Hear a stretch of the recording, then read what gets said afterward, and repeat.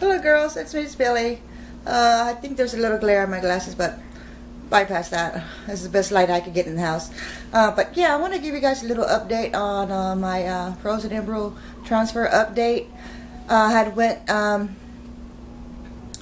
to the doctor back in March to talk about my frozen embryos and what was the cutoff age, and that I was getting ready. I did want to try one more time, and what did I need to do, and what have you. So he asked about my pregnancy, about my delivery, and he said that everything sounded good, and when I was ready to give them a call so I could start prepared to start a period. And hold on, the telephone's ringing. Sorry about that. I've been trying to do this video a couple times now, and I keep getting interruption. If it's not the phone, it's one of the boys there. One's still taking a nap, and once I got him playing around. So anyway, so okay, so last week I made that phone call, and they made my appointment for yesterday, and my doctor didn't have any available appointments, so I got seen by another doctor, which they all work together, you know. But Dr. Halls is my doctor. I'm his patient, and he went ahead and did the sonogram, and found out that my lining is thick, and I will need to start the Primera, and at the same time he asked the nurse for all my charts from the last time, and it seems like I was required to do a stress test, which I didn't because it wasn't asked of me.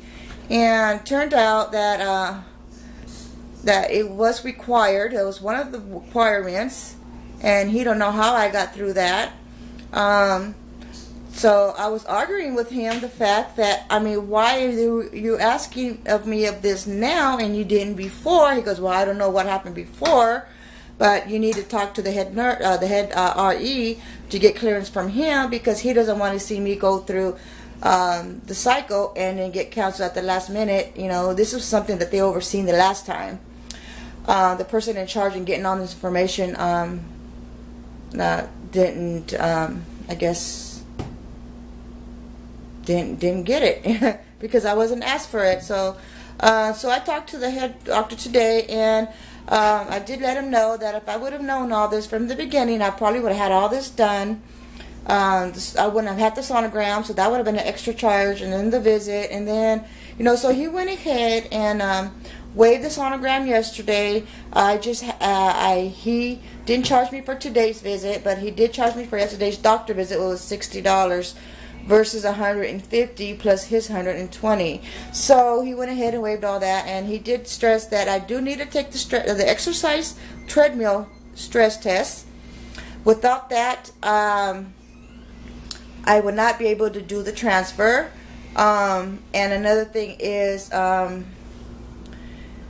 he don't know what happened the last time, but I slipped through the cracks. So I was very blessed and very, like, I very much believe that things happen for a reason.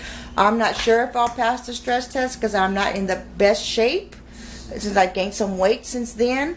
But he did look at my AKG, and he says that my AKG was that of athletic, which, you know, he was surprised, and he says that, you know, I could probably deliver 5 more babies, you know, but and their cutoff age is 51, but because I have those embryos, they're going to go ahead and let me do it that one more time. And I come to find out that my egg donor went ahead and signed up for their donor list. So my egg donor is available there. And how I found out was they just started their own egg donor list back in the end of last year. And I went and checked up on it because I was checking out their new website, and I found her there. And he asked me, and I mentioned it to him. He goes, how'd you find her? I said, because I have her chart number, I have her profile, and this description, everything to the T describes her. And he like looked at me, and I said, so what happens to the siblings? He goes, well, everything's anonymous. And he asked me if I was willing to donate my embryos, and I said no. I go, we might be thinking of it, but we would want to open donation. And he says, well, then that wouldn't work because they only do anonymous. So yeah, so the boys were to get older, and they would like to know about any other possible siblings, they would never tell him anyway. So, but I do know our donor, so if that, you know, I don't know. But anyway, I thought that was, you know, kind of cool in a way and kind of not cool, because she's gonna have all these babies all over the place, you know. So, but anyway, back to my frozen embryo transfer. So I went ahead and make my doctor appointment for tomorrow to get those referrals. Depending on the cost, he assured me that it wasn't that expensive, and supposedly the money that he didn't charge me, that I could use it towards the stress test. And first they were asking for a stress, now he's asking for a mammogram too, mammogram. So I got to get those two things done before we can go any further. Oh, it's getting dark in here. Oh, I'm sorry. The sun is going. Oh, there we go. We're getting some more sun. So anyway, yeah.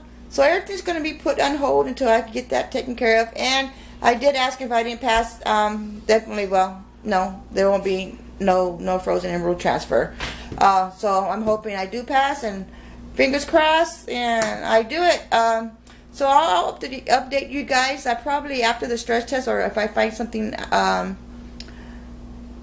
you know, if they'll let me know if I pass it or not, or as soon as I find out I pass it or not, I'll let you guys know either way. But I also want to thank the new subscribers. I know I've seen a few, and I hadn't had a chance to thank you guys for subscribing, and hopefully something you hear or see, you will get something out of it. I know there's not too many vlogs out there with women our age or my age, but I'm vlogging mainly for my own, because I all the vlogs I've done, I usually go back and look at them ever since I started my journey, and just remember, you know, don't give up. It will happen. If it happened to me, you know, it could happen to anybody, because you know, I'm going on 52 in October, so you know, everything's possible. You know, I think God did this for a reason. I think maybe it's God's work that I did slip the cracks, because maybe I wouldn't have passed it. I don't know. We'll soon find out. But if it doesn't work out, you know, I thank God every day for the two blessings that we do have.